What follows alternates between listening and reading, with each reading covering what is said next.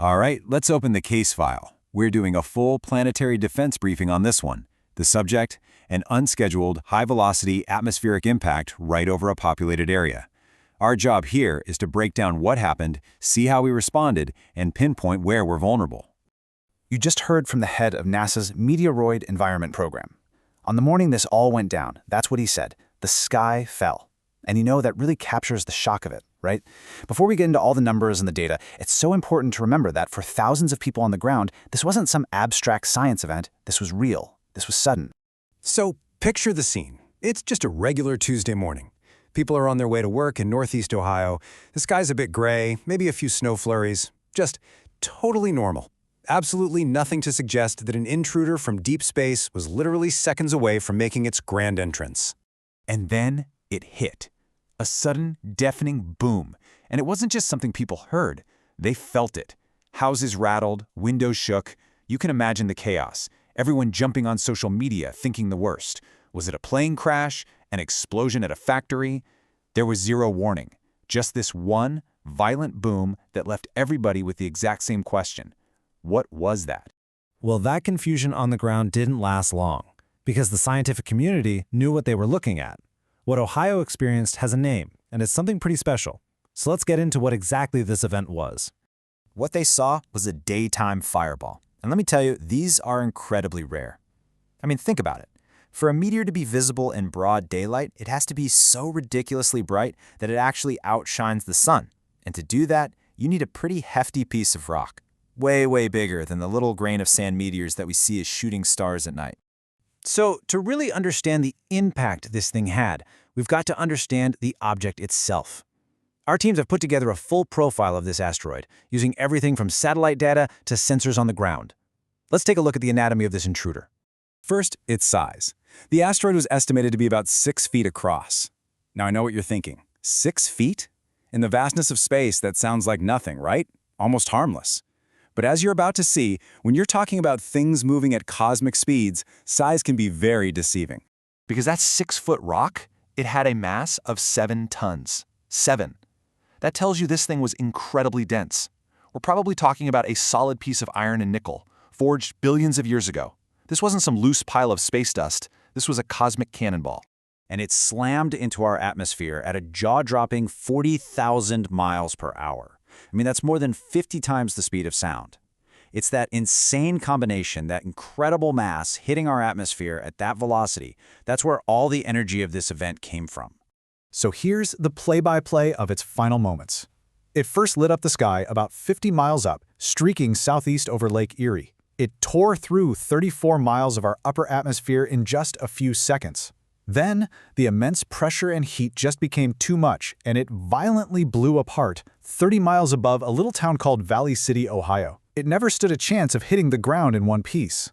The asteroid itself was gone, just vaporized in an instant. But its energy, oh, that energy had to go somewhere. This next part is all about what that violent explosion unleashed on everyone 30 miles below. The energy released in that fragmentation was just colossal. It was the equivalent of 250 tons of TNT detonating all at once. So this wasn't just a loud noise. This was a full-on explosion happening way up in the sky. And that brings up a really fascinating question, doesn't it? How can something that happens so high up, 30 miles is practically in space, how can that have such a real physical effect on the surface? It seems almost impossible. Well, here's how it works. It's this incredible chain of events. All that kinetic energy from the asteroid's speed had to go somewhere, and it was instantly converted into a massive pressure wave, a sonic boom with unbelievable power. This wave then traveled down through the atmosphere, moving faster than sound, and when it finally hit the surface, the force was so intense that it physically shook the ground, hard enough to be picked up by seismographs, just like a small earthquake. So, this brings us to what might be the most unsettling part of this entire briefing. This 7-ton object, packing the punch of 250 tons of TNT, showed up with absolutely zero warning. It basically flew right through a critical blind spot in our planetary defense network. So the big question is, how did we miss it? And the analysis shows 3 key reasons. First, at just 6 feet across, it was simply too small for our current telescopes to spot way out in deep space. Second, it looks like it came in at a really high angle, outside of the main area where our search programs are looking. And third, well, our main job has always been to find the planet killers, right? The huge ones. This event was a pretty stark reminder that these smaller, city-level impactors can show up completely unannounced. So once the event in the sky was analyzed, the investigation shifted to the ground. That explosion scattered little fragments, meteorites, all over Medina County. And a whole new phase began, the hunt for actual physical evidence of our cosmic visitor. Now, for our recovery teams, and even for any regular folks who might stumble across a piece, knowing what to look for is absolutely key. Meteorites have some telltale signs. They almost always have what's called a fusion crust, this thin, black, almost glassy layer from the fiery entry. They'll also just look out of place, totally different from the local rocks. And because they're often packed with iron, they'll feel surprisingly heavy for their size. And listen, there is a strict protocol for this. First and foremost, always get permission from the landowner before you go searching. These little rocks are priceless scientific samples, so they have to be handled carefully. No touching with bare hands because the oils on your skin can contaminate them. You've got to document the exact location and then get in touch with experts at a university or a museum to get it verified. Okay, let's wrap this briefing up with a final assessment on the threat from these small asteroids and what this whole event really means for our planetary defense strategy going forward. Here's the final case file summary.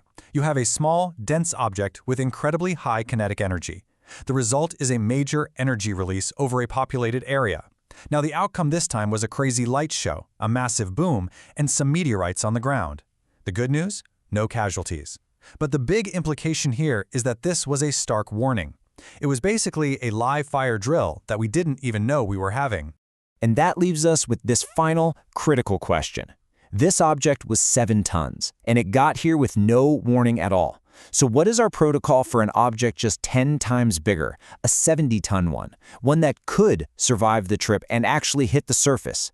That is the question we now have to answer. This briefing is adjourned.